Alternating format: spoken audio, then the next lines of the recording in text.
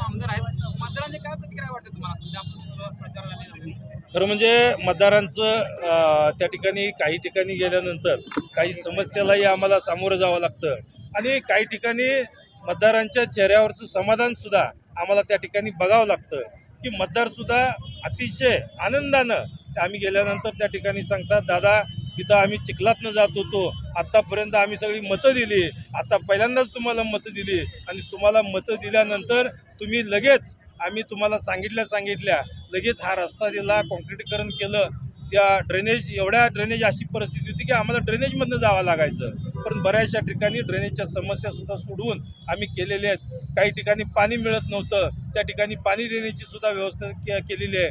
आरोग्याच्या समस्या ह्या बऱ्यापैकी आम्ही या ठिकाणी ज्या समस्या होत्या त्या समस्या निवारण करण्याचं सुद्धा काम आम्ही केलेलं आहे. आणि नक्कीच या आपल्या शहरातील सुशोभीकरण असेल, उड्डाणपूल, आता ही उड्डाणपुलावरती त्यांची टीका होती, त्यांना एवढं कळत नाही उड्डाणपुलाकडे येणारा रस्ता हा पहिल्यांदा पूर्ण करावा लागतो आणि परत उड्डाणपुलाचं काम चालू करावं लागतं. ते त्यांना काम कसं करावं हे अजून त्यांना माहीत नाही, कुठल्या पद्धतीनं काम करावं हेच माहीत नाही.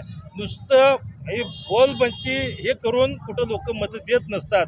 फक्त त्यांच्यात एकच गुण चांगला आहे हे आम्ही मान्य करतो, तो म्हणजे बोलण्याचा. फक्त बोलण्यापुरतंच त्या ठिकाणी त्यांनी आतापर्यंत नुसत्या बोलण्यावरच मतं मिळवणे असेल किंवा लोकांचं परिवर्तन करण्याचं, पण कामाचं आणि लोकांना देणारी वेळ हे त्यांच्याकडून कुठल्याही गोष्टी झालेल्या नाहीत. आणि ही निवडणूकसुद्धा झाल्यानंतर आमचं चॅलेंज आहे त्यांना की परत सरपुलीचे सरपंच करा, म्हणून माझ्या आणि प्रशांत मालकाच्या पाठीमागे 100% लागतील हे खात्रीने मी सांगतो.